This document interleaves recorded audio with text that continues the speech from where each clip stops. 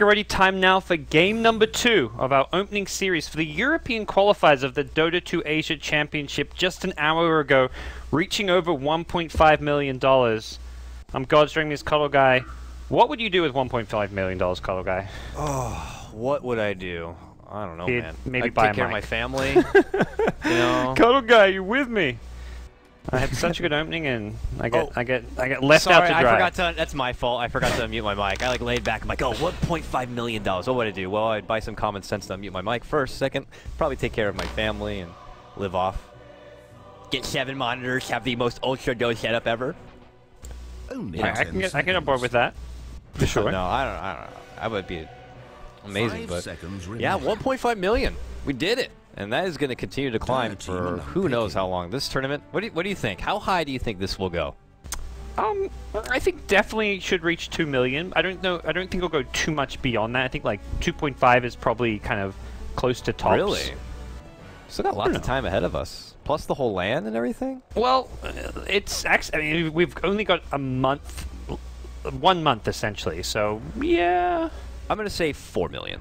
Wow. That's big. I'm going pretty bold. I think it could reach 3, but I would be surprised if it went well past 3. But who knows? I don't know. Once some of the like rewards start coming out, have they released the second immortal chest yet? I'm not entirely sure. That's going to be the next huge jump when they release those fancy new shiny hats that you can get. You know, the second set of hats. And people are like, gotta have the hats. I got $1.5 million. I want hats. And they're just gonna invest. So we'll see. I'm excited though. It's a lot of money. That's more pressure though on these teams, and we saw it there, man. Game number 1, very tense, very nervous from both teams, it felt, at least. They are both already playing with some shaky rosters, some new rosters, fresh faces, so we'll see if they can pull it out here. And if you don't mind, just looking at the draft, it looks like we're going to get to see our Juggernaut come into play here for Alliance. This guy has been so highly touted. I love the hero. I'm excited. You know, I don't mind a Juggernaut, that's for sure. As Alliance even picking the puck with it, which is a hero we haven't seen much of, I would say, over the last few weeks. There's been much more preference towards like the Ember Spirit type heroes, even the Storm Spirit, which we see Tinker get with their Wisps. So interesting openings from both teams. We're definitely seeing some changes as far as what teams prioritize with bans and picks now in this opening stage. Yeah, and I'm rattling my brain. Maybe a while ago, but I haven't seen a lot of Wisp play come out from either Bulba or Waytosexy. So I'm curious who it's going to be. I mean, EGM was previous on the team, and he's a big Wisp player himself. But you know, I'm wondering if they're going to be able to shake off whatever rust they could have with Wisp, or maybe I just didn't notice. So we'll see if they can make it work here. And Storm Spirit, the follow-up. I know a hero that qojqva loves to play, and I know Sync and Handle as well. A lot of teams putting a lot of favor behind this Storm Spirit. I know me and you got to see the young prospect Sumail really go off the rails with the hero, so just kind of shows what this hero can really do. Yeah, and somewhat alright here. I don't know about counter to the puck, but you get that timing where you have the Orchid. If puck doesn't have a Yules, he's in a lot of trouble against the Storm Spirit, but Orchid good against the Jug, the puck. Having that silence lockdown, it's going to kind of force them to itemize in a very defensive nature. Puck needs to go Yule Scepter, Jug will probably want to go for a Manta style. Items they may get later on, but they may kind of just like get them earlier and have less damage output as a result, or the Jug won't be able to go for his Blink Dagger or Mask of Madness, who knows. It just kind of has to affect how they play and itemize a lot, which is kind of a nice thing to have some control over with a pick like Storm.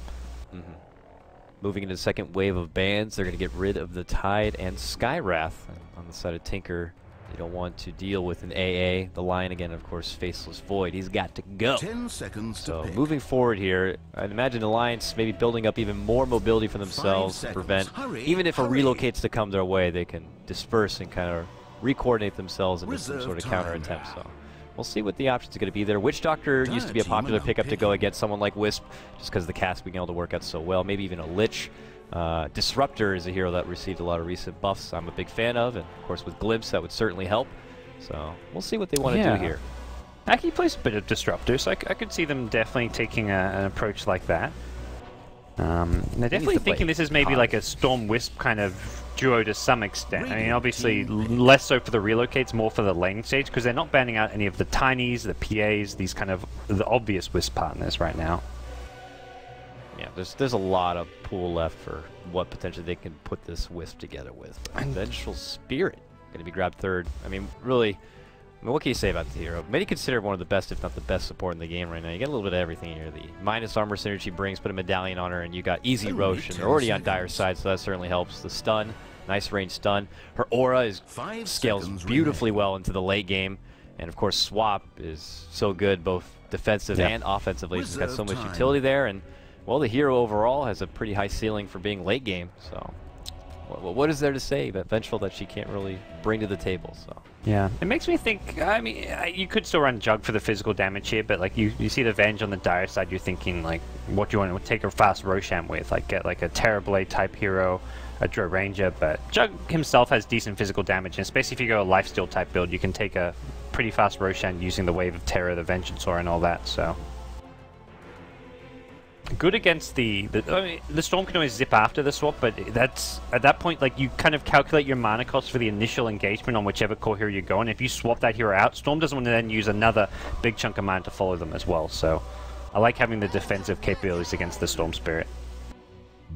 Ogre going to be picked up again here for Tinker. It was ran by Bulba in the previous game, and well, they did find some success. I don't know if Ogre was the reason behind it, but Bulba definitely did find respectable farm with it, managed to pull together that Agnums, and was kind of the gem carrier. And early in the game, he did a nice job being able to zone out EGM from the lane, and then, of course, was the bodyguard for the runes. So if you got a good thing going, why not just kind of keep at it there? So he grabs it up, and I wouldn't mind seeing Akke, you know, maybe play a coddle here. Well, what's the hate on the mana leak against someone like a Storm? A hero who wants to be high mobile, mana leak can stop someone like that.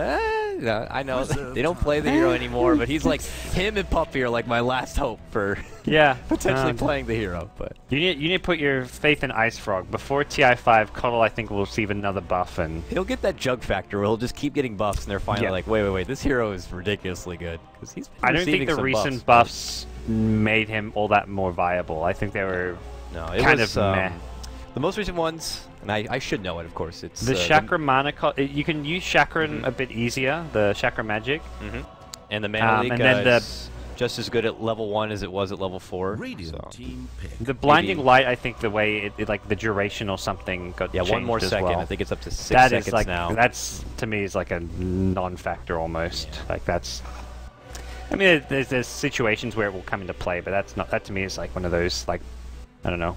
+1 armor buffs. I guess I feel like a +1 armor buff to Coddle would be better than that Deafening Blast change. Yeah, they did. That's how I feel about spread that. of it, which could always help. But yeah, there's definitely just way too many good options out there, and they've already have a kind of a selfless support grab. It looks like with this Vengeful because they followed it up with the Sand King here, who's definitely a lot more greedy here. So as far as supports go, but I mean, Sand King, great team fight, excellent gap closing. So. No surprise, I love the hero, and now Centaur going to be picked up here for Team Tinker as their potential offlane grab, a tempo controller in his own right, but we're missing that heavy assault, the big damage dealer here. This could potentially be the 5th grab on Tinker for qojqva. I feel like running the Storm safe lane and doing a Wisp +1 mid is a nice approach to take here. That's what, Tiny gets banned out. The PA's still there, the Chaos Knight's still there. PA is a great option because they already have Ogre with the Bloodlust. I would be very surprised if they don't go PA. To be honest. I mean, there's Evasion not crazy good this game, but it's still, I mean, PA is still, I think, really nice choice here for sure. I guess Jug would have to alter a bit if he wanted to get an MKB at some point. I mean, it could just be a Wisp plus Storm mid, because Wisp will be stacking up maybe neutral camps, and Storm good at farming those neutral stacks, Centaur good at farming them as well. Let's see what Tinker have in mind, though, but I think could also be the safe lane Centaur. That's another thing we sometimes see come out, but as far as offlaners go, there aren't many kind of big ones left in the pool. Yeah, Timber, Bristle, Omni Knight it's so funny. Omni Knight in the North American scene is first pick, first ban worthy all the time. Yeah. Over here, we don't care about the hero whatsoever, and they don't like to get it. 10 so. seconds to pick. I don't know. I wouldn't mind an Omni every once in a while, but. Alliance, we'll see here. I think it's a hero Alliance one. It doesn't. Repel is okay here, but there's no use for a GA for them. No, I think they're looking for a potential offlane, unless this is going to be a puck offlane. But it is a Terrorblade there, so they are going to take advantage of that dire side. Yeah, synergizes really well with the Venge. Does put Jug or Puck in the offlane and one of them mid. May even go like Jug mid, depending on what Tinker last pick. If like it's some Wisp plus kind of Initiator hero, Jug can stay alive. Jug and Puck both have defensive capabilities there. But I think one of Loda's best heroes, and me plus pick for Tinker. Now we're talking. All right. Well, I love it. I love it. I'm hyped now. Not that I wasn't hyped already, but $1.5 million. Let's do it, boys. Meepo. Gonna be pulled out here. It's match point right now for Team Tinker. They're already up one game here. Game number 1. It was long and drawn out, very sweaty, but eventually qojqva managed to throw together a beastly Medusa, and they took it home. And now it's Alliance with their backs against the wall. They need a win here to take it to a game number 3. We'll see if they can do it. All right. Well, we'll introduce our two teams to start things off. Leading 1-0 on the Radiant side, Team Tinker going to be running the Centaur for Arise, or currently named Jason. In the offlane, middle lane is going to be Sing Sing on a Meepo pick. In the bottom lane, Bulba going to be on the Ogre Magi, Wisp or Io being played by Wayto, and qojqva going to be playing a safe lane farming Storm Spirit. On your dire side, we got the Alliance boys here leading out this charge. It looks like Mynuts on the Sand King could potentially scout out Arise here. This is a full-man move here. Loda on this Terrorblade right behind will be able to scout him out. He's going to quickly level the Q. He does. Oh, he quick levels the Q, but doesn't get it. Now has to walk away. Akke right in front of him playing Vengeful. Potato. Bit awkward. AK. Yeah, it was very awkward. Mynuts had boots too. He could have broken. He could have closed the gap with his boots because Arise did not have boots on his Centaur. But Loda, I think Loda thought he had the range to get a reflection area. They're arguing, I think. I don't want to get too deep, but they're definitely not happy with how that went. Sand King went up to the north a bit near the secret shop, and he was just out of range. He got body blocked a bit there by Loda, so maybe slight miscommunication, but not the end of the world. But a first blood early on for any of these heroes is just fantastic. So with that, Akke on the Vengeful. If you didn't know and you're just tuning in, Potato is EGM, formerly of Team Tinker, now back with his old friends on Alliance playing the newly setted Juggernaut. And of course that leaves their recent stand-in because Pycat is not going to be here for this first series. It's going to be Niqua playing the mid lane Puck. Alrighty, well, we'll see. Straight into the jungle for your Juggernaut. He's going to block off the big camp and prevent any kind of stacks happening there for Wisp, but Wisp is bottom lane. If he wants, he can sack the other big camp, so this is actually not as big of a ward as it may seem right away, so does work well against the Meepo, because Meepo will stack this himself if not. Meepo, one of the fastest jungle farmers you can kind of have, so it's still a good ward nonetheless, but as far as Wisp is concerned, there's other camps he can be stacking and pulling. Now Bulba and EGM meet once again for 2 straight games. They will have their tussle. He'll zone him back. Hey, good buddy. I'm just gonna, make sure you don't get anything in this lane. Oh, draws the range creep. That wasn't meant to happen. Small little thing, but this pushes out the lane a little bit. So there we go. Bulba back to just keeping EGM away. On the other side for Jason or Arise on his Centaur, he went with the Stout Shield build, not boots early on, but still feels pretty confident that he can soak up whatever damage. They do have dual stuns here, so with the appropriate amount of lockdown and he overextends himself, he was thinking about dancing over there, but he could still be in big trouble. So definitely has to be a bit cautious of that until he does get those boots. It'd be a little bit easier to get away. Bottles coming out. Sing Sing has his, as does the Io for Tinker. Wayto going for a bottle rush with, I think, Bulba buying the wards as well as Courier for the team, so they're going to be looking to control all the runes here. Sing Sing can take top runes, the Wisp can take the bottom runes. Although getting the bottom runes against the Jug, not easy, because Jug has boots and he can just sit there, use the Blade Fury and try and take the runes himself, but hey, that's where they come in and look to zone him out. At this point though, Wisp getting runes is not that high impact. Like even a DD rune like this, he's not going to use this to... He's not going to be able to use this to make much happen. At least it doesn't feel like it. He could just go ahead and prove me wrong, but... So your 2-minute rune spawns, nothing really comes out of it. It's just kind of addressed there at the top lane. Alliance want to be able to secure that one, and they'll kind of head on back. And CS, as far as mid lane goes, Sing Sing's off to an 8-0 start against Puck's 10, now 11-5. So using that null and getting those last hits in, but now the poof's coming through. Sing Sing has that companion second Meepo to work with now. We'll see what he can look to bounce on back as far as farm goes. And now I think you see Wayto. That ward will come into play here. He's going to be like, he'll scout out now. He may actually, he's going to get to this big camp in time to stack it looks like, so it actually doesn't hurt him too much. The other reason now that I'm thinking about it, that potentially he wanted to make sure he blocked out that camp, is there is that trick with Wisp that you can pull to the mid lane if you draw in that troll. If you get that troll, you can kind of draw the lingering auto attack towards the lane and pull it. I have done it myself a couple of times, and it could definitely be devastating to the opposing mid laner. So triple stack here, waiting for either the Meepo or the Storm Spirit. Maybe more likely the Meepo to help him snowball. Storm's going to get free farm in the safe lane regardless. 22 CS with 14 denies.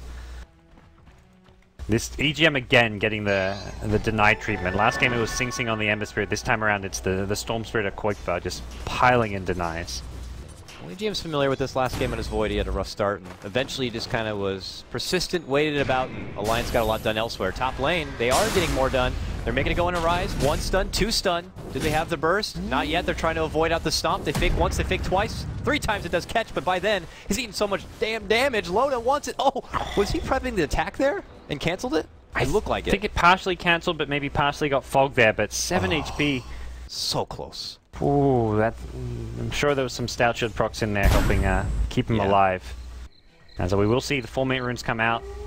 Puck gets the top one, and it looks like Wisp going to get the bottom one. Could leave it for the Meepo, but Sing Sing's pretty healthy in the mid lane. Yeah. No first blood, though. That would have been an important first blood to get, especially if Loda can get the last hit. He needs to kind of keep up and farm with a Meepo who's going to have a lot of jungle stacks for him. And speaking of Meepo, maybe a gank coming his way. We'll see here. They look to rotate him behind. Nice smoke play with double stuns. If he gets caught, he's dead for sure, and I think he's going to get caught. Here we go. He's waiting out. The Burrow Strike wants to get one. Lick in with the auto attack, and now Sing will go down. Your first blood going to be drawn. Arise does the rotation. Not going to get there in time to help out, but I was going to say maybe he'll plant himself in the mid lane to soak in some XP, but no, he's got to take that trot of shame back to the top lane. Yeah. He got a lot more out of the offlane than the Jug. He was level 3 when Jug's still level 1. Jug only just now hitting level 2. And Tinker putting a lot of emphasis in zoning out the offlane. And last game I feel like Tinker won the game ultimately, but I feel like the work they put in zoning out EGM definitely did not pay off, because EGM found space to farm and ended up getting a lot more than the Tidehunter did. So we'll see if a similar thing happens this game, or maybe, I mean, I feel like Jug is much less of a catch-up hero, though. He wants to gank as early as possible. If you're playing catch-up on a Jug, you're not really getting all you can out of this hero. Yeah, and even then, even with just like a level 1 Omni, it's very, very little. So you have to make sure you make it count. Such an unpredictable ultimate as it is, you have to make sure that you can make the most out of it. And looks like he's going to have to make work in the jungle. He's so farm because he got the first blood too, so he's going to have like an 8-9 minute blink dagger if he goes pure jungle, and I think that may be the case here. He's not going to get the solo XP as EGM's like, guys, I'm really screwed in this offlane. I need something. So he'll take some of this, and this is the time where you rotate your Meepo into the jungle and give the mid lane to an under-leveled support. It's going to be the Wisp taking the mid lane XP, and the Meepo getting runes and poof farming this the jungle camps. Yeah, and also qojqva's still got everything he could want in this bottom lane, so we'll see if he wants to. Unlike last game when he just had to wait until he got to his critical mass, this game, you know, he might be able to get online a lot quicker, and we could see his Storm begin to go off the rails sooner than later, especially with the farm he's already getting. Yep. One last poof will finish off the neutrals here. Level 7 on your Meepo. 1,500 gold. Normally it's just an Ags Rush. You can, some players will go for a blink along the way, but I feel like Meepo very squishy against this kind of a lineup. Sanking, Puck, the Venge to amplify any physical damage with the Wave of Terror. This is not an easy Meepo game by any means, so I think this may just be like a Treads Ags Rush type game. And plus you have this Terror Blade on the other side, so things have shifted a bit as far as play style. Last game it was Tinker who wanted to create the space, get their core farmed up, and I think it's going to be the same game plan, but this time for Alliance. They have a nice set of bodyguards here. They might try to make another go onto Arise. They have the 1 stun. Mynuts gets the 2nd stun. Do they have the damage now? Loda certainly does. Holy moly. Not going to get so lucky this time, Arise. They do take him down. 2-0 for Alliance. Yeah, nice kill. They could open things up for the tower pressure as well. I think Center, all in all, is not, like, obviously he doesn't want to die there, but I feel like he's doing really well in this offlane. He's level 5 already, has 13 CS, has Tranquil Boots. I feel like he's done really well in the offlane, even at this point still right now. I think things are looking really good for the Centaur, even with that death. So Would love to keep this tower alive a bit longer, but this is just the nature of Terrorblade. Unless you're rotating in like your mid-hero or another support, you just can't defend this kind of 7-8 minute push from a Terrorblade bench. So they're going to grab this tower, no Mid problem. lane, Puck. Oh, DD Rune will get a solo kill onto the Meepo. Niqua. That is the rune you want for those mid solo kills. Very, very strong start coming up from Alliance, taking 2 of the 3 lanes. Mid and top, bottom. Still going for Tinker as qojqva's been getting all the room he could ask for. Now they're adding their own pressure on the tier 1.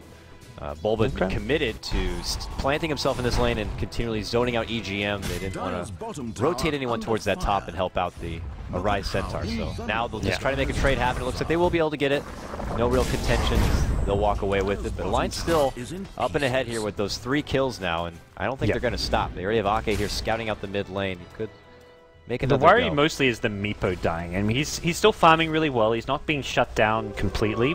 The tier 1 top tower being taken, Jason dying once on the center is not a big issue because the lane pushed out so far that he's almost level 6 now. He's got a lot of farm still, so I still think Centaur's doing really nicely. It's just, yeah, the Meepo who can't be giving away too many kills here, especially solo kills. That gets Puck up to like level 9.5 now. Treads and 1600 gold for Niqua. He's ridiculously farmed on Puck. Wayto just loves to go so deep to plant these kind of wards. He did it last game on AA, and it just doesn't stop this game. He goes so in there just to make sure they have that bit of extra vision behind. They want to be able to see that if they make a jump on him, the rotations are going to come, I suppose. But they can see EGM making his return, and they do ping him out here, so we'll see. They know he's alone. Stampede online now with Centaur, getting that in the middle lane, and we'll see what the plan's going to be. Storm is looking to head back to base, give the lane to the Ogre to maybe get his level 6, and we could see Storm TP somewhere like mid, maybe even bottom lane. Like, killing the Jugs may be the easier kill if you can chain stun it with a Vortex into Fire Blast. But he's definitely thinking this is a time he goes for a kill and then finishes off his Orchid after finding like 1 pickoff if possible. Finding that pickoff though is hard, because Puck is not an easy kill mid. Rune pops up, it's a regen, gonna be immediately denied there from Akke before Sync can kind of waltz over and grab it. That leaves the bounty at the top, which looks like it's going to be grabbed up here. Sanking his blink, by the way. Oh, that's really nice. The time blink, he's going to put to use right there. It goes empty right after. Oh, and qojqva gets silenced. Oh boy, big grab for Alliance right there. Beautifully set up from Mynuts. That was good awareness too, that the Puck could get there in time. Puck didn't have blink, but he just orbed in. Didn't even wait for the orb to do damage. If he waited for the orb to do damage to the Storm, he would not have hit that silence. So, good execution from Alliance to get that gank. Not an easy kill there on the Storm. And that's right as he left that bottom lane. He was free farming away, leaves the lane for a gank and just dies. Doesn't get anything. As Alliance now get their 4th kill, uncontested of the game. Really have shaken off game number 1. Coming out so strong.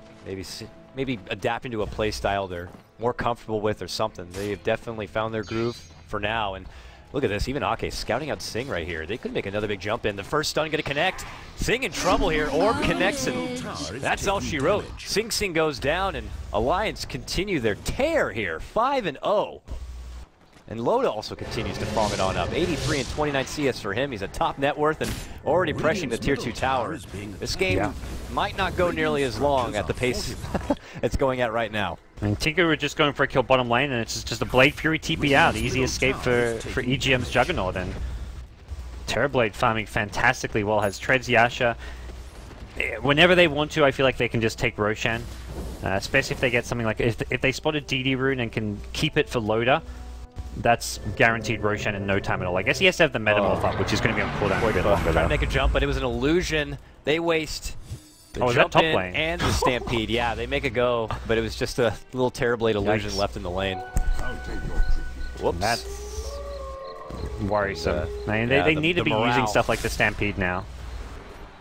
So the frustration probably building up a bit here for Team Tinker as they've been picked time after time, and now with something like that, they really need to stay headstrong in a game like this. They're already up 1 game. They only need 1 more. Kind of move on to the next round, and Alliance putting up one hell of a fight in this one. Sing though continues to farm it on home. He's 1 component away from that Agnes. Yeah.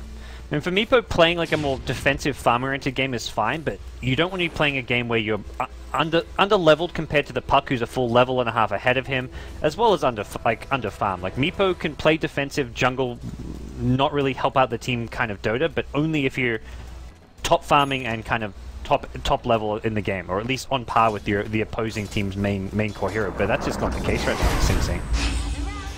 They're going to go for a kill mid lane. Sing Sing's dead again. Here comes a blink, epicenter, Burrow Strike. They're going to make sure they get it using the epicenter.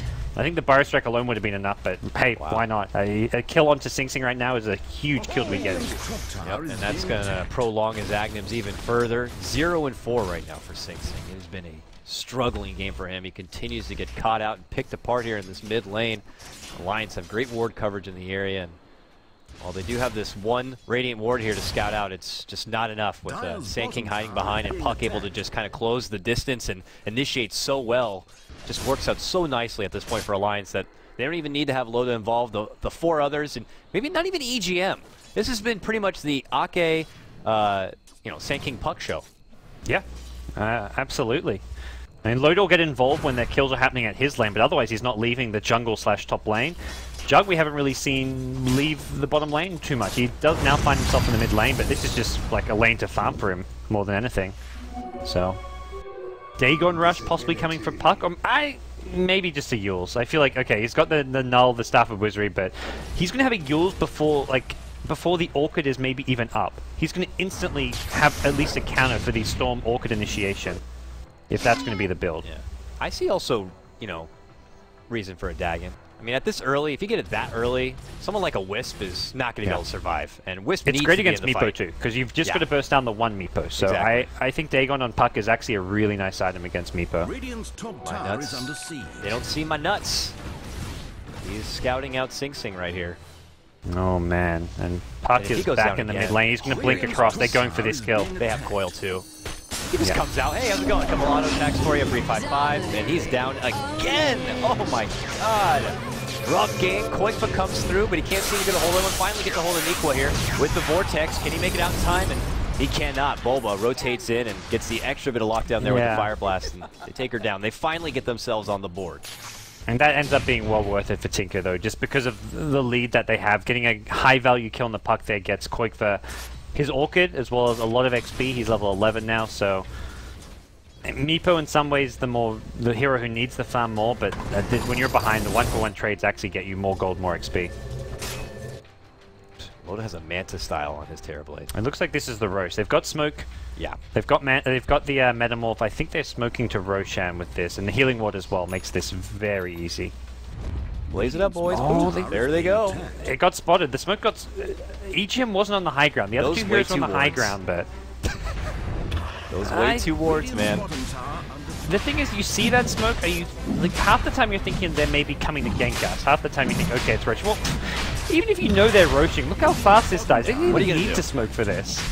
With Medallion, they just killed this in no time at all. I don't think the smoke was necessary when you look at how fast they killed that off. And a DD. Hey, well, still Metamorphosed. Oh boy. Now they just go right to mid. They ping it out. It's already very low here. Alliance just pick up one after the other here, going down the list of to-do. Tinker. I don't know. They're going to have to consider whatever plan B could be, because their early laning phase did not go at all like they were expecting. 400 damage with the DD Rune Metamorph, but it looks like time to back off now. Actually, no, they're going for another smoke. And it gets pinged out again. Second smoke in a row under an Observer Ward. Doesn't seem to bother Alliance, though. They've still got a massive lead, and this is just going to get them a tier 1 bottom tower. Tinker have to... Thing is, even when Tinker see these smokes, it's not like they can use that information to get an advantage. All it means is they can hug their towers and hide off the map and not get ganked.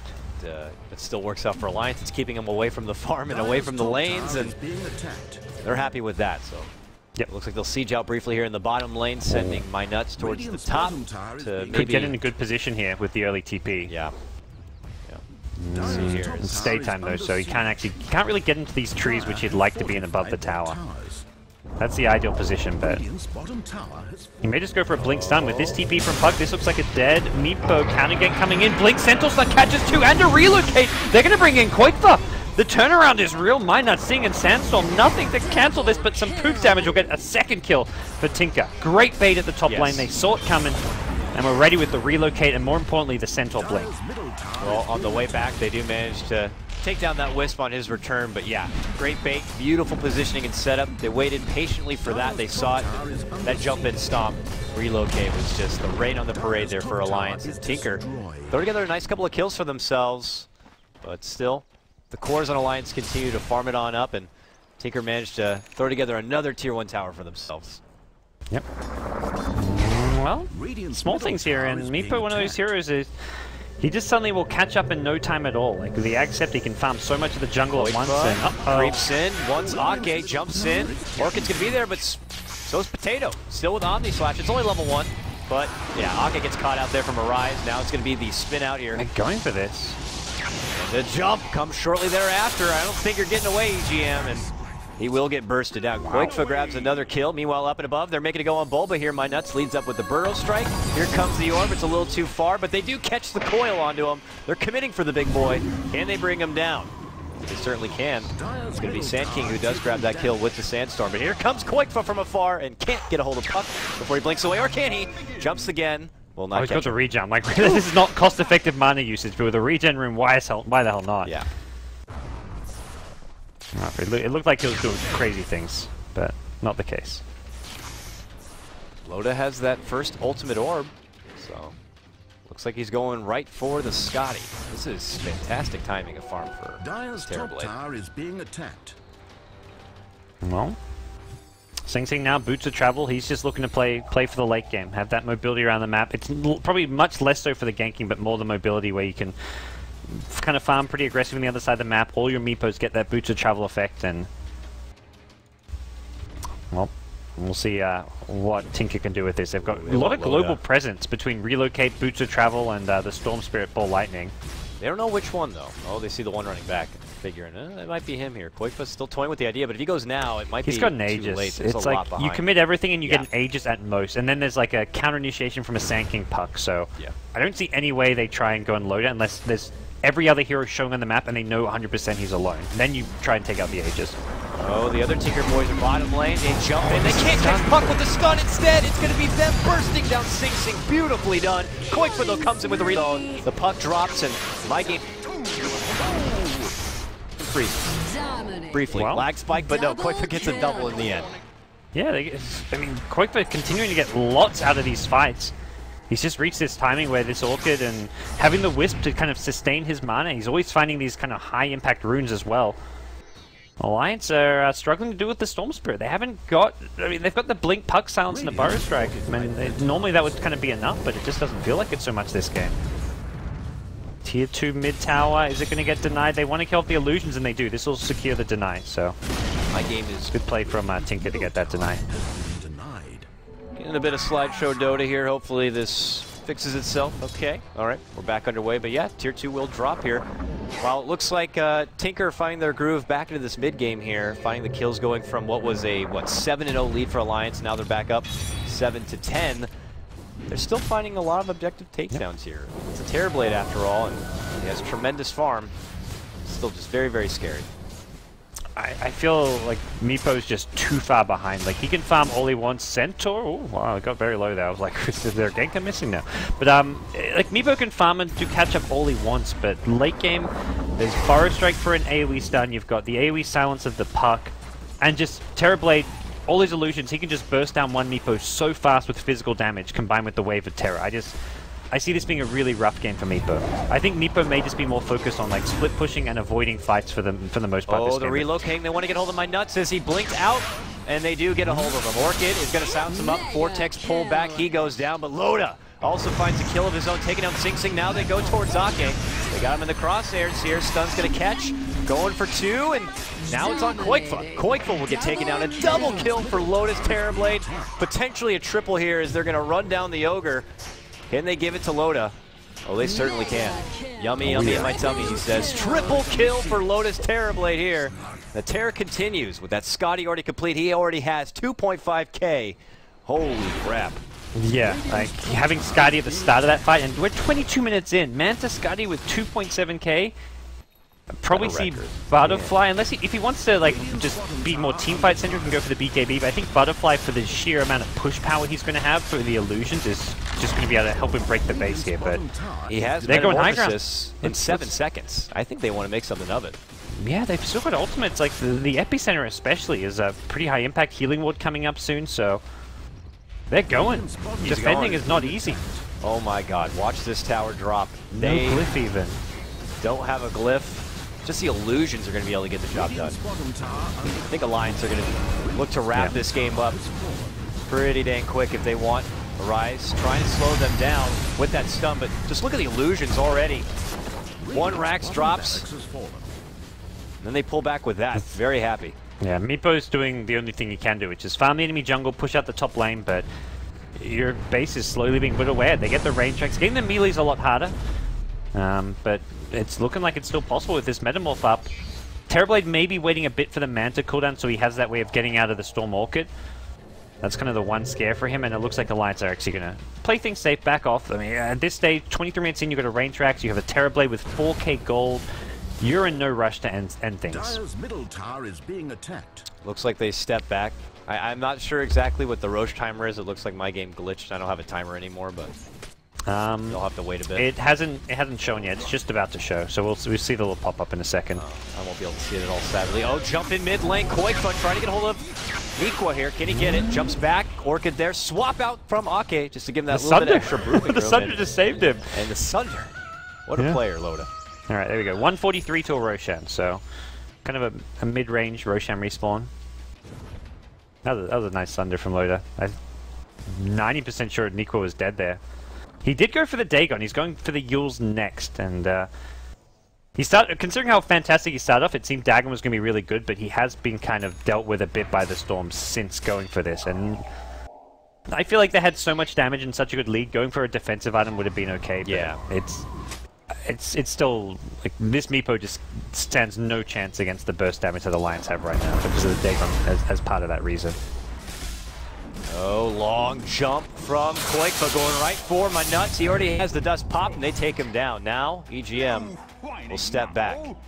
I don't think I've even seen EGM pull on Omni. It probably happened in a lot of these skirmishes, but no solo Omni pickoffs, at least as of yet here for EGM's Juggernaut.